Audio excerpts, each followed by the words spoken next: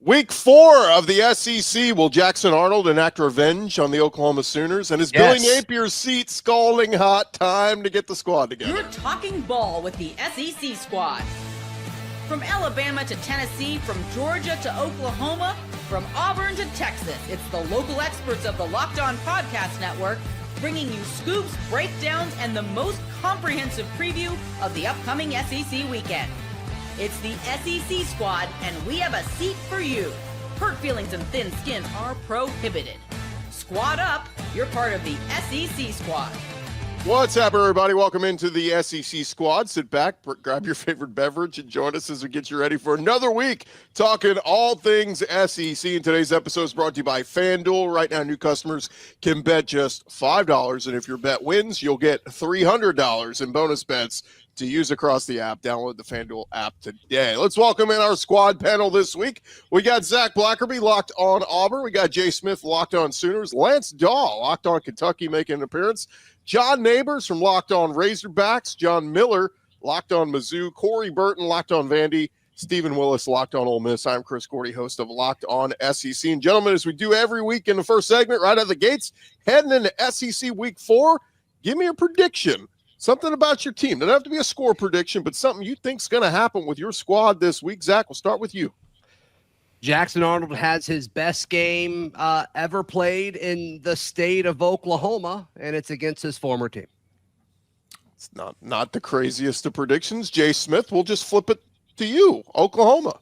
Make it even easier. Oklahoma gets 3 turnovers on Jackson Arnold in his first game returning to Norman, Oklahoma. No shot. We're going to spend plenty of time talking on that matchup because, let's face it kind of is the sexiest matchup of the week in the SEC. Lance Dahl, Kentucky, gets a little bit of a respite, but give me just a general thought and answer the question, should they roll with Cutter Boley moving forward? Because Zach Calzada, Yeah, that's my prediction for this week is that I think the staff is actually going to come out and say, yeah, Cutter is the guy for the job for the rest of the season.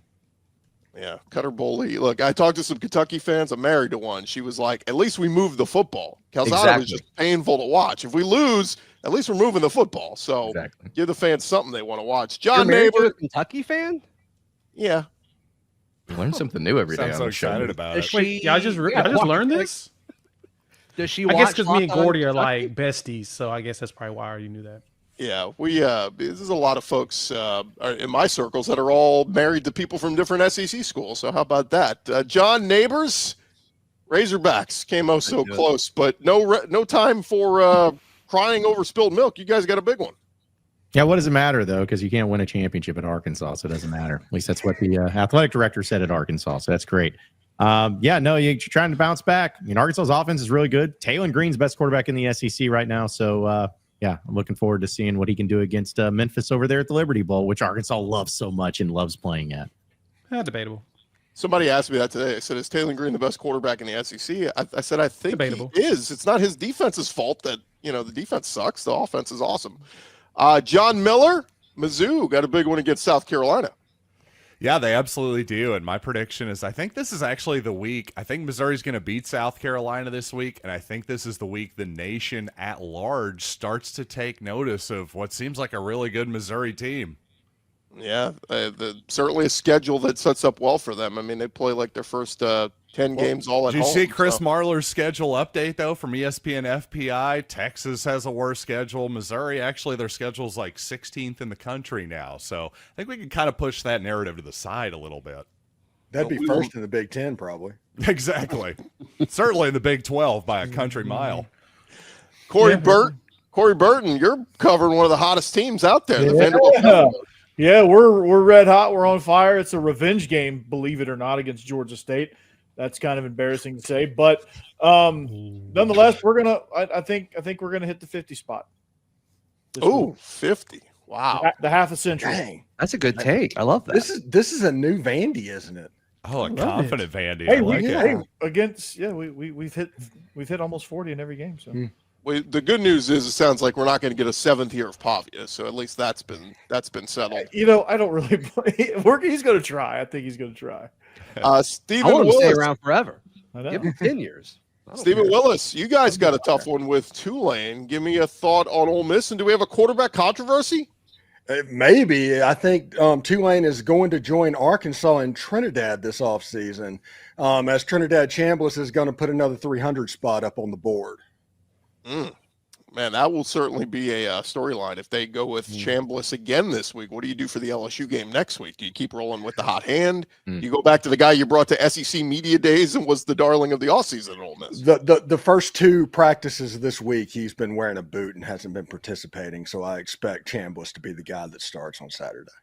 Did y'all hear that? It took 5 minutes and 20 seconds for Gordy to mention LSU. Did y'all hear that? Yeah. Hey, I was there over the weekend. They treated me like royalty on that campus. I'm sure they did. Really? They love you. Yeah, seriously. Let's get into Brian Kelly didn't yell at me though, so that was that. That's always good. Let's His get victory into lap it. after Sela is going to be fantastic. Let's get into it, guys. Good predictions on everybody. What you got, Zach? I don't think his rant was wrong. It wasn't. I don't know if he should have done it, but I think what he The actually tone might have been a said little wrong. was totally fine. Right. Yeah, I mean, if we would have known it would have been frowned upon, he probably wouldn't have. But yeah, was he wrong? No. His voice naturally gets whiny whenever he does Yeah. that. So That that's might be the part of reason it. That's more Eastern in him, probably. Yeah, because I read like people tweeting the quote, and I'm like, "What's wrong with this?" And then the I video think it was a that it little was the different, but- first question out of like, for instance, let's put it this way, Zach. What do people have been saying about Auburn? Oh, well, when's Jackson Arnold going to throw the football? Let's say they go into OU and they run for 300 and they get the win, but Arnold throws for 99 yards. What if the first question at the press conference was, good win, coach, but when are y'all going to air it out here with Jackson Arnold? You know what I mean? Like, that's where it'd be like, okay, we won the game. What do you want from me? Yeah. I also think that there was another extra narrative there because if you remember, he was saying like another question. He just goes through like all the negative stuff he was going to bring up, like back to back to back. So it seems like there's a little bit of history there. Sure. Yeah, fair point. Yeah. Well, let's get into it, fellas, because we got some big games this week. I want to save Auburn, Oklahoma for our next segment. But John Miller, while we got you here, South Carolina versus Mizzou. This one just a week ago looked like, man, this is going to be a fun one. And Lenore Sellers goes and gets hurt. Vandy steamrolls him. Sounds like he's kind of in a concussion protocol. And the time we're recording this, it does sound like he's not going to go, but we'll certainly wait and see. But where are you on South Carolina versus Mizzou, John Miller? Well, I feel pretty good about it simply because South Carolina just hasn't performed very well so far. And really, I got to say I was surprised initially by just how big the line is for this game. It's bounced back and forth between 12.5, 13.5. I think it's now 11.5 because there's been some optimism that Sellers might play this weekend. But I have to say, I just think Missouri at home here, I think that's what the line is really all about. It's kind of telling you that Missouri has performed a lot better than South Carolina regardless of Lenore Sellers. But I will say on Sellers, for anybody who is speculating on him, and here's a tiny bit of speculation here. If I'm going to assume he has a concussion, if he suffered a concussion on Saturday, then he's truly a game time decision. We can't really talk about, on Wednesday, he says, because those type of post-concussion syndromes symptoms can pop up, here, there, and yon. I just think it's way too early to make any judgments there. Yeah, what by the about way, Eli Drinkwitz today taking a shot randomly at Lane about the injury report at his press conference whenever Austin Simmons played and threw a touchdown pass? I guess I missed that, Steven. What exactly happened there? Oh, Eli Drinkwitz says, I don't want to get in Lane's business, but is it an injury report or an availability report? And I was like, whoa, that's a hell of a stray.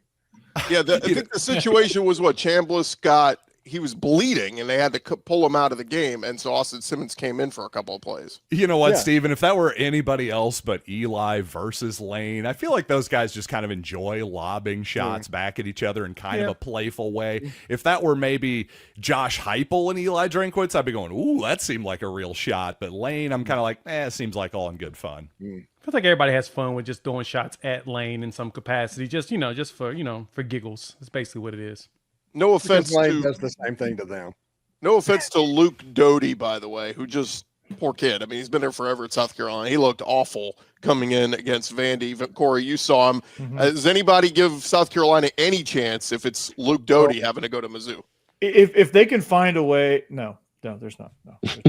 No, I was like, oh, what's he about to say? I know he's about to give us a whole like little. No. I was going to say if they could find a shot to Nick Harbor down the field, which they didn't even try one shot to a guy that's 6'5", 240 and runs a 4.3. Even with Sellers in, like, Wasn't he hurt at one point during that Vandy game? he got banged up, but he came back in. Okay. He was out for a couple plays. I think it was right before half. He Okay. probably I think he got stepped on, and they just Yeah. the rest of the drive. Yeah, Carolina did get stepped on. Confirmed. Yikes. Yeah, so I mean, Got him. I've asked the question about the wide receiver room at South Carolina this entire time. Who was going to be the one to step up? I mean, Nick Harbor has 7 catches this season. Like they're just not. They low. don't have any flow to their offense whatsoever. It doesn't Doesn't seem feel like like Mike Shula knows what the heck he's doing. Honestly, Wait, was that a joke? sort of. Yeah. Is there any hot seat talk if the season falls apart for South Carolina? Ooh, should be.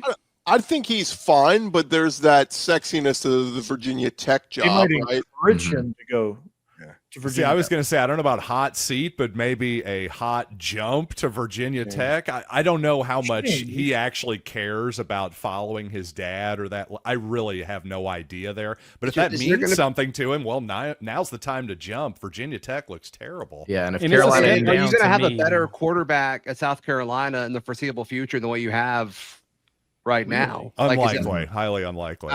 I'm with you. Yeah. And he has the thinnest skin ever in college football. My Yeah, I was just going to goodness, it say, is so in that easy to rattle Vanderbilt that game, guy. Shane Beamer, please work on your poker face a little bit. When your team's losing, your body language is horrific. Mhm. And they feed off that, and I Man, agree. it's unreal. And I'm still living in a bizarre world. He'll just hear Chris Gordy say Vandy steamrolled an SEC opponent. Like that verb usage is it's just Feels so good. It's like a warm sweater. Yeah, and Fresh Big out the Bad dryer. Willie B. Everybody talks about Willie B. And then Vandy walked in and put 30 on him. first drive they marched like 10 plays. Let That me place was like, whoa. let me throw this out to you guys. Did we put too much stock in how South Carolina and Florida finished last season, thinking it would just carry over to this year? Absolutely did. that's the case. Yeah. At least with Tried to South say that Carolina. I'm not myself. sure about Florida because Florida had a brutal schedule. I don't know that we put much stock into them to Well, begin with. I would say I'm more shocked by South Carolina than I am Florida personally. Mhm. I think some of that has to do with schedule, and then some of that, like I think the DJ stuff was a little overhyped statistically. A lot of that had to do with they played. Was it Samford that they Samford, played the where they first got most of 500 his yards. yardage? Yeah. I mean, Lenoris was legitimately good last year, Right. and so that just hasn't sustained. Coaching matters. DJ, I Yeah. think, was a little kind of inflated. Matters. And I think that it's also like obviously you're having some issues on offense, but maybe Corey can speak a little bit more to this because I didn't watch the entire game. Giving up 31 points to Vanderbilt at home. I mean, defensively, like this D line has not been exactly what they have expected it to be, at least consistently. And then you had that one FCS game where you had to have special teams kind of carry the way in a really weird, I think, like rainy situation. So it's been a weird start for Carolina, but it's not just like one issue. It's like across the board they're having problems either with coaching or with talent not stepping up. It's been weird. And that was kind of the thing that a lot of us that did, sound the alarm when people were talking about South Carolina was you lost 2 guys to the league on a defensive line. Do you have guys to replace it? Who's going to help They got Dylan Stewart get the attention off of his back? We Dylan don't know Stewart who got they ejected. are. He got ejected. Yeah, right. Well, in this one, yes, but more so, my point was for the season because that, as Lance mentioned, that defensive line has not looked that impressive so far this year. And That's Kennard where was we the- had questions. Kennard was the SEC Defensive Player of the Year, and we just, they'll be fine because they got Stewart. They'll get another one. Where? Brian think Thomas. it's a combination of you lost Kennard, you lost Rocket Sanders, and Mike Shula as the OC hasn't worked. What's the injury to I Lenore? forget about that. I forget about that. That's the reason why they suck. Yeah, that's right there. They had no identity offer. They had, I mean, it was brutal to watch. Yeah, it's And pretty after that Zaylen Wood interception where they dropped him off of the nose and they brought the safeties and he picked it off right there when they were about to get points, that deflated him. And that probably was the nail right there. Can you imagine being a bad enough football coach that Alabama fans nearly quit? I mean, that's Mike Shula's legacy. After he had him in like the top 10. I mean, it was Yeah. it Well, was wild. Here's the other thing with Carolina. They've been like super volatile. And let me tell you something. If they fire Beamer at the end of this season, if they want to call me, I've got a guy that's way more consistent than Beamer, currently wearing blue and white. If they want to take him, I would not be opposed to that at all. Clemson might be tired of winning, so they might ship Dabo on over. So. Yeah, ship Dabo to Carolina real quick. Do they get do they get like the number 1 pick if they tank this year? Is that how that works? So, yeah. I think so. All right, gents.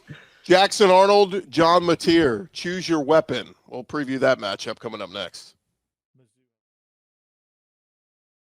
Back to the squad show in just a second, but first, it is almost the weekend. It is time to look back and crown this week's MVP on Who Delivered, powered by DoorDash. And just like you can win every Saturday with DoorDash streaks, saving more every time you order, these players delivered when it mattered most. Let's jump into it. And for Mizzou, we're going with running back Ahmad Hardy, delivered in a big way.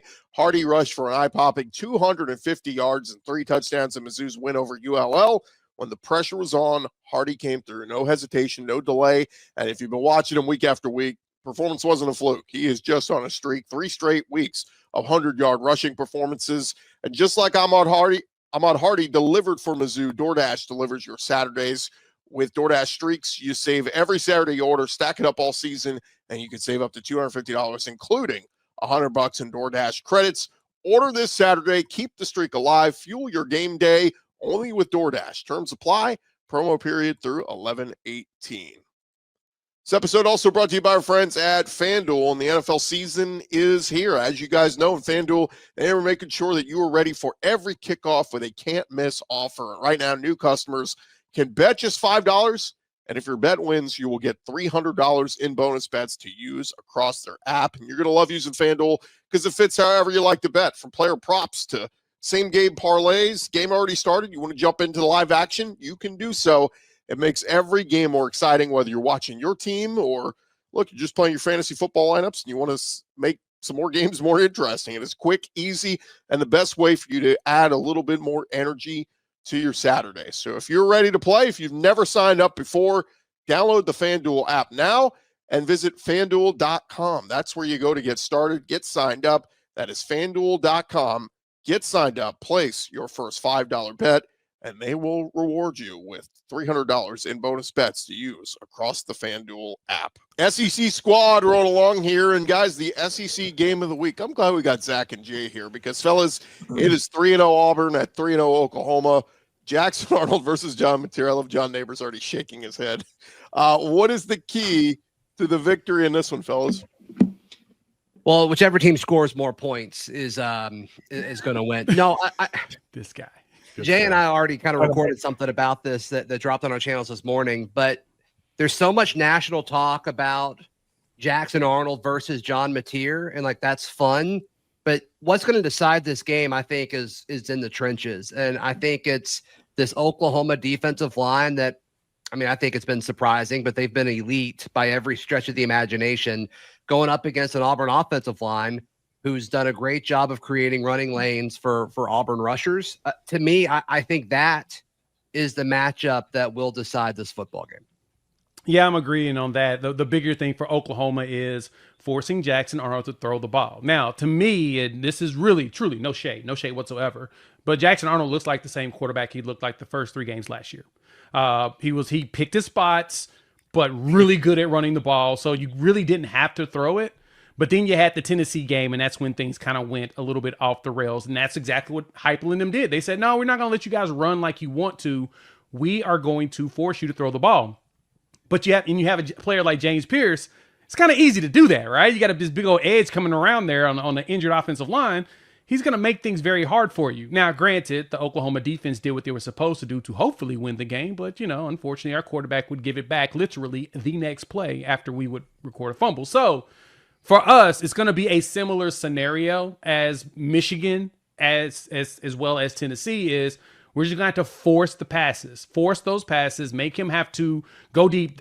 Auburn has great receivers, but the question is, will Jackson Arnold underthrow them, or will he be able to actually overthrow them in this game, especially when pressure's in his face? Yeah, and there hasn't been a defense yet that has chosen to stop the run with guys in the box. There've been guys playing back, which is weird. That's not how I would defend Auburn, I don't think that's how Oklahoma is going to defend them. And so to me, it's like, yeah, Auburn can run the ball. Jackson can run the ball. Damari and Jeremiah Cobb, like those guys can tote the rock. If I'm playing Auburn, I'm like, you got to beat me through the air. That hasn't happened yet. I think it does happen on Saturday. We'll see if Jackson can do it or not.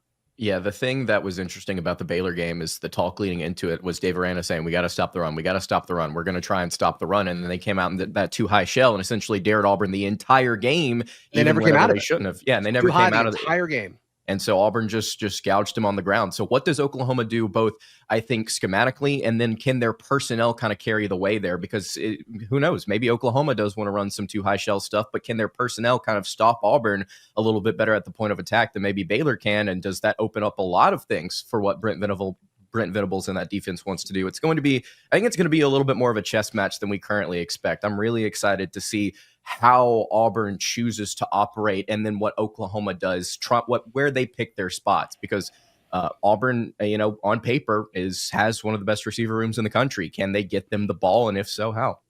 Yeah, to me, the blueprint really is going back and watching the Oklahoma-Alabama game. That right there is exactly what they're most likely going to do. You have a quarterback who can throw, got a receiver who, 17 years old. I don't know if y'all knew that, but, Ryan Williams. Wait, he was 17? He's 18 now, right? He was 17 at that time. He was 17 at that time in that game, and he was out there putting up, doing crazy windmill catches and flips mid-air to catch him, in the back of the end zone. But that's basically what Oklahoma did. Is a massive dude in Jalen Milroe. We're not going to let him run all over us, and so we just made it difficult for him to do the things he wanted to do. My expectations, Oklahoma's going to go with that exact same format. Tennessee, the same. As much as we talk about Nico and everything, they were a power run team last year. That was Dylan Sampson's team. They hand him the ball and he goes. And so to me, Jeremiah Cobb is going to be, to me, a bigger problem than Jackson Arnold, because he's shown and he stepped up to be that top back. And as Zach mentioned, they got good blockers. And so they're going to find ways to get holes, similar to what Michigan did with Justin Haynes. They're going to find a way to get themselves a big run and make it go. But I think Oklahoma's going to, again, force the issue of, you're not going to run all over us. You're going to throw the ball just the same way we made Bryce Underwood do the same thing. Yeah, schematically, they're going to throw a bunch of heat at him, kitchen sink type stuff. That's what Venables likes to do. Blitzes, exotics. Yeah, he's going to mix up looks on you. He's going to show too high a lot and drop guys, and it's going to be cheerleaders right on top of the center, and then you're going to be distracted by that. It's going to be crazy. Yeah. Okay. Brother Hugh, as somebody that knows what Hugh Freeze does, can get his team up once or twice a year against absolutely anybody. The question is whether it will be this team, because last year I know Hugh Freeze thought he should have beat Oklahoma. That is a game that he thinks he should have won. Will this be a lock the gates behind you type of game for Hugh Freeze and go out there and have a big effort, and maybe they're a little bit down against Georgia, or maybe they're a little bit down against Bama? Is this the game that Hugh Freeze kind of really gets up for in the early part of the season? That is my question. If it's a normal game, Oklahoma's going to win. But if it's one of those Hugh Freeze specials, those Hugh Freeze Alabama type games from back at his Ole Miss times, this could get really weird really quick. Yeah, Hugh Freeze's got to know if Auburn wins this game, I think it changes the way you talk about this football team. This is kind of, this would be a big. No, John? No, you don't think so? This is a 4-game stretch that's coming up for them. You're at Oklahoma, you're at A&M, who's showing us they look like a legitimate team. You get that bye, and then Georgia comes into town, and then Missouri follows right behind them. That's a massive 4-game stretch in 5 weeks.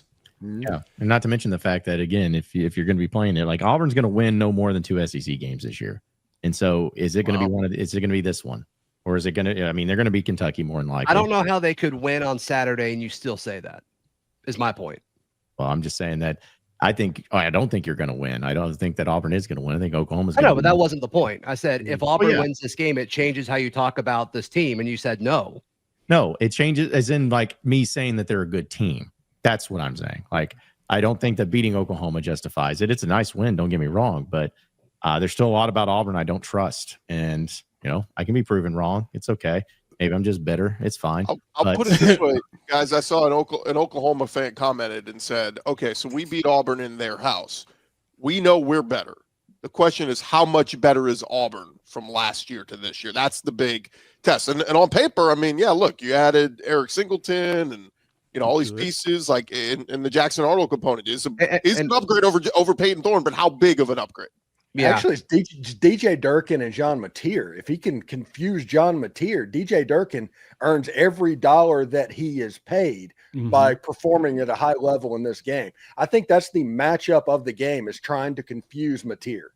Yeah, and can Eric Singleton outdo what Keandre Lambert-Smith did last season, which he was a really good receiver, very massive, underrated pickup out of the portal. And so, Eric Singleton, I know he was dealing with a thigh bruise or something like that. And then he had like a hit pointer against South. It feels like he's kind of falling apart at this point. And when you're going up against a team that likes to hit people, I say Durkin would definitely earn his money in the Mateer component of it. But I think the biggest thing here is going to be Hugh Freeze's play call.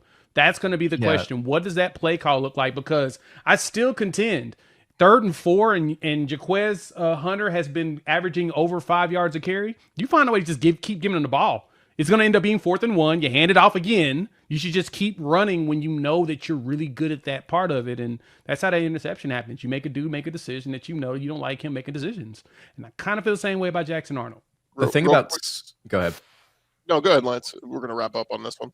The thing about Singleton that I find interesting is that with his injuries, Auburn hasn't really opened him up. Auburn hasn't really opened up the can downfield really for anybody so far. So do they show something different in this game? Do they have that even in them? My assumption is just based on what we've seen from these guys, both from last year that were still in the program and from through the portal, that they've got the ability to really stretch the field. And they've not really shown that at all. So is Auburn kind of hiding something here, or do they just really not have the ability to do that like we thought? I think that's seven attempts of 20 yards or more downfield, only 7 all year. I think they're hiding. I think they're hiding because they've got 2 guys that are just that good at they're different players. Deep. Take advantage of that. But real quick, moment of truth. Raise your hand if you're taking Auburn to beat Oklahoma. We got Steven, we got Lance, we got Zach. So 3 of us. The other 5, we're sticking with OU at home. Look, John Mateer in Oklahoma. The one thing Oklahoma has done is even against the 2 cupcakes, they've beaten the crap out of them. That's something a lot of other SEC teams haven't done. Kind of played down. Oh, look at Auburn against South Alabama last week. I was like, what is that score? What is happening in that game? But anyway, who cares?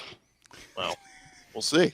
Oklahoma demolished Temple. Lose against Oklahoma. It's not because the second half of South Alabama. Yeah, it might be. We'll see. All right, we got some sneaky good matchups coming up. We will talk about more squad talking ball next.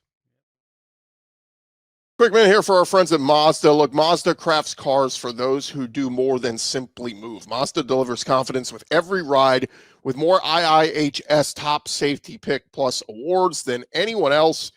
From footwork to breathwork, athletes, they sweat all the details. Mazda, they bring that same intention to how they craft every model. You can feel the Japanese craftsmanship in every detail, from the metallic accents to available Napa leather upholstery. You can make everyday drives feel like anything but, from smooth handling to intuitive controls. And with all-wheel drive standard in every crossover SUV, you can drive with confidence through almost any season. Just like our players, we sweat out every detail, because when you make every move count, impossible becomes irrelevant. It is with Mazda. Mazda, move and be moved.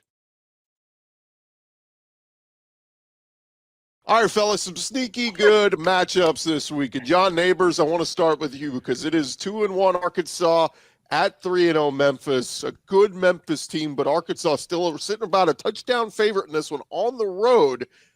The offense has been so good this season. They can't hang their head after the loss to Ole Miss, right? Yeah, we can't hang our head. There's no hanging heads and losses, right? It's only been, I don't know, 1 billion one-possession losses that you've had since 2012. What's another one? No, you got Memphis coming, or you're going to Memphis, and here's the deal: is you call it a road game. I call it Razorback Stadium East, because Arkansas loves themselves the Liberty Bowl, and that's where this game is going to be played.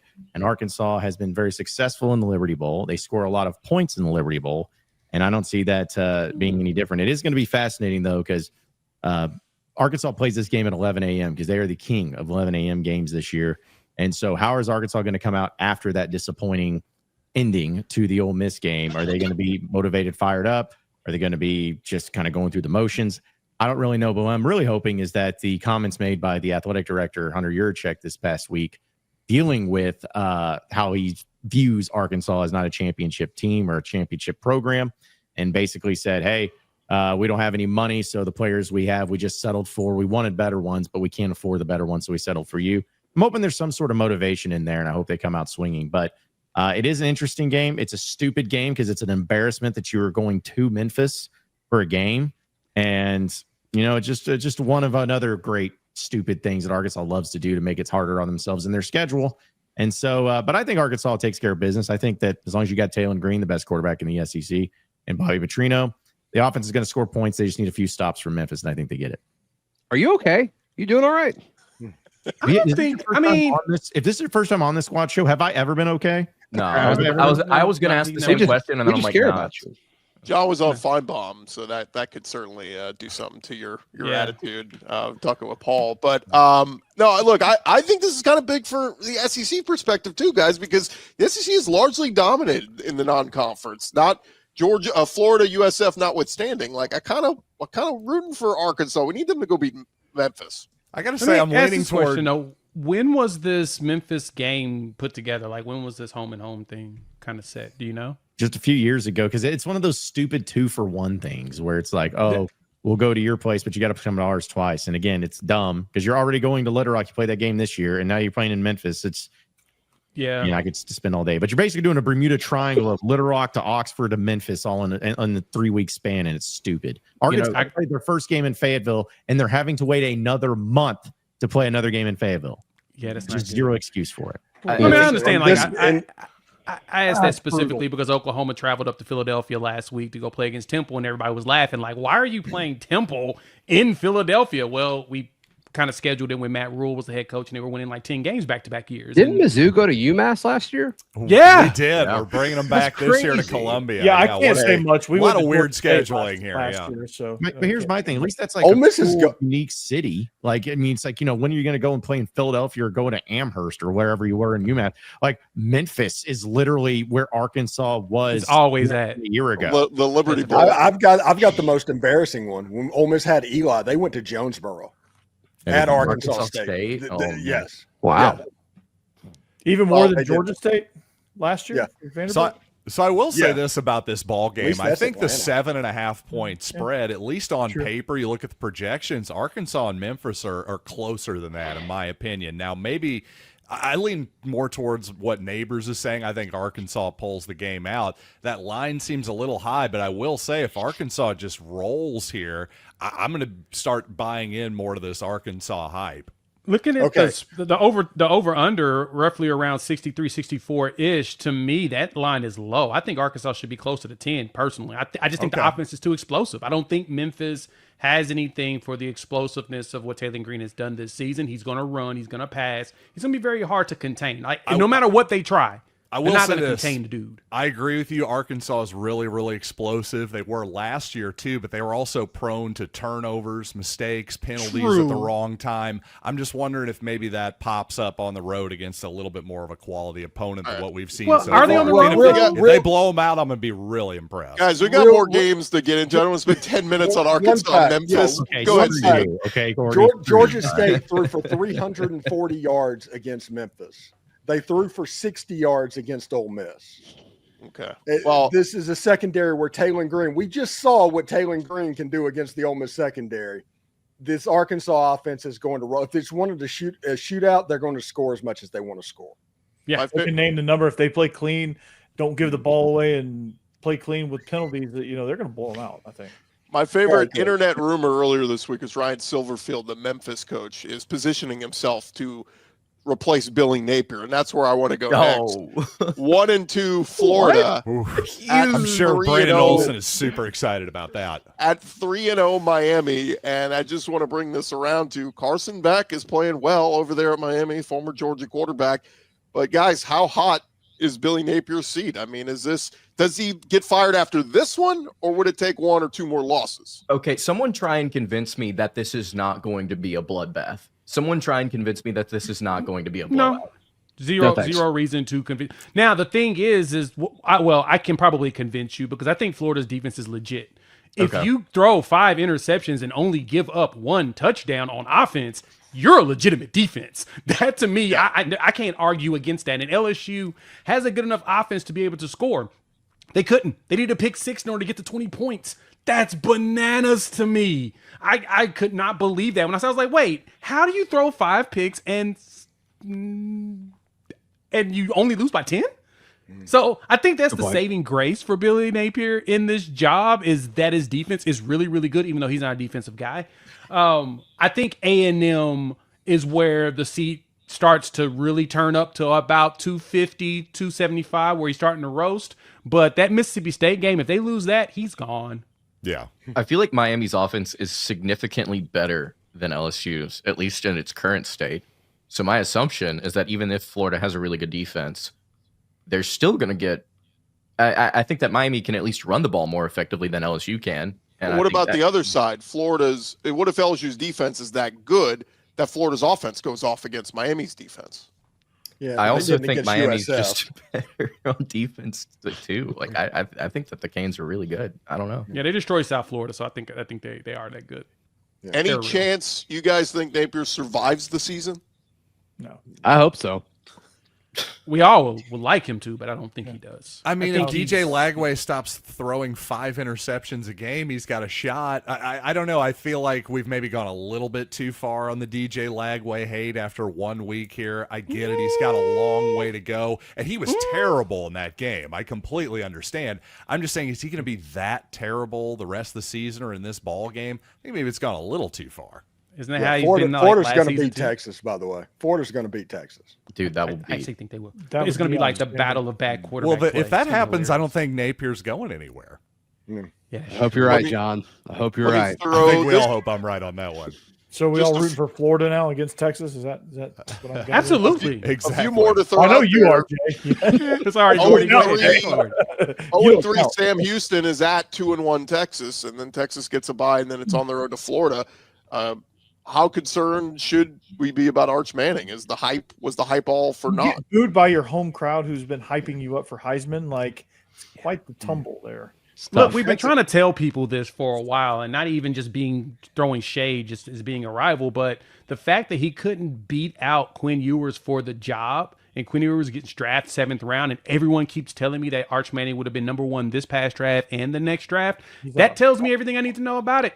He wasn't ready, and he's showing us that he truly is not. That Georgia game to me was literally when my light bulb popped. I was like, oh, this dude is shooketh. He's not going to be able to handle this. They for real had that dude in a blender. And it's like, yeah, so we expect this to be any different this coming season. And we kind of, I mean, the Ohio State game was, but you could see the throws. The throws just look so scared. It's kind of crazy to be Pulling honest. back. The way and Sark is using him is a sailing little. or skipping. They have the tools around them where I feel like they could make things easier for him than they currently are. He which looked is more surprising because- comfortable throwing in those games last year in the spot starts than he does now as the full-time starter. Well, because he's a all mental. full-time quarterback. It's the mental thing, right? Mental, Like, for yeah. example, and like I said, I mean, no shade here at all, but I mean, Jackson Arnold looked amazing in spot his freshman year. He did. He looked great against BYU. He looked fantastic against Arkansas State. He was dominant in that Arizona bowl game, and then, you know, for some reason, things turned off. And Texas, I want him opened to as a beat y'all 41 so bad this week. He's going to have some actual It's not receivers. happening, For- Zach. I love you, man. Yeah. Texas is a 41-point favorite in their game this weekend. They're not 41 points better than Air at this point. They really Steve, aren't. Steven, that's let's end it with you. 3-0 Tulane heading to 3-0 Ole Miss. I think the national people aren't talking enough about this one. It's one of those situations to where Ole Miss turned the ball over in the first quarter in the first 2 games, and that kind of put them behind the 8 ball. But they've been pretty good other than that. Against Arkansas, they played an unbelievably clean game. It's the best game that Lane Kiffin has coached because one mistake and Arkansas wins that game, and there wasn't a mistake.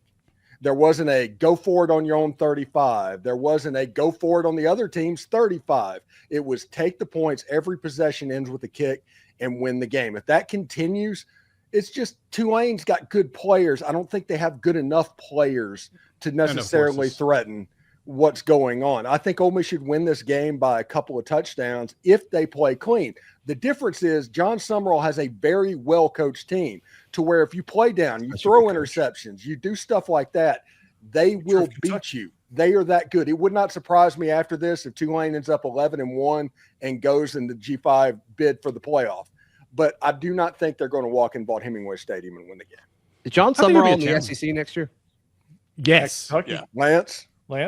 I'd like for him to be at Kentucky. I would have liked for him to be at Kentucky a season ago. Although at this point, man, with what Alex Golish is doing at South Florida, I mean, I understand Summerall's ties, but if you can get Golish, I don't see why you wouldn't get him. You go for Golish. Maybe John I think Neighbors, Summerall's team's he's at strong enough. Arkansas? I feel like this game is going to be Lashley. like Alabama versus South Florida a couple years ago. I think it's going to be a challenge for Ole Miss in this one just because they've got to play a very clean ball game, and we haven't seen that yet. But I don't think that Tulane pulls an upset, but I do think they keep it closer than people are comfortable with. I just They can't were wait to close. see Trinidad go for Heisman numbers again. Or you know what? No, he's probably going to suck. And then it's going to piss me off all over again. And it's going to be like, oh, okay. So his Heisman game was Arkansas. You know, he wanted to do that. But We got to get Arkansas. Where's the Steven- neighbors, man? Steven, We got to wasn't get it some close wins. last year, like going in the fourth quarter or something? It was 2 years ago, when Ole Miss went to the Peach Bowl and played Penn State. It was a field goal at the end where Ole Miss went up by 6 points, and then they had a scoop score. They ended up winning by 13. But it was a close game, and Tulane played that game with a backup quarterback. A lot of people forget that. But Tulane basically figured out how to stop Ole Miss's offense at that point with Jackson Dart by doing the engage 8 thing on offense, just sink back deep, and if they throw the ball deep, get turnovers and rush the quarterback and stop the run. Arkansas tried to do that, and he hit the checkdowns. It's backs out of the backfield, and that's something that's a little bit new, and believe it or not, is something as stupid as that has Ole Miss fans feeling pretty excited right now. All right, Kyle gents. Horton was Simple cooking. things, Steve. Simple things. We will leave it there. Real quick show of hands. Does everybody think Ole Miss beats Tulane? I might ride with Tulane. I'm thinking about it. Everybody think Vandy takes care of Georgia Southern? State. Finally, revenge game. I Everybody love thinks it. Miami beats Georgia Florida, State. hands them their third loss. Yeah. Miami. Yeah. State Miami. Yeah. Oh, John Neighbors, you think Florida pulls it off? I just feel like Billy Napier is going to have some random win. And I think that might be it. It ain't that one. It's Texas. That's the random. I think it's gonna be Well, tough. that'll be a Miami. random win. Florida will This probably is just for favor now. Gordy's comments. This will be Cristobal's random win. There you go.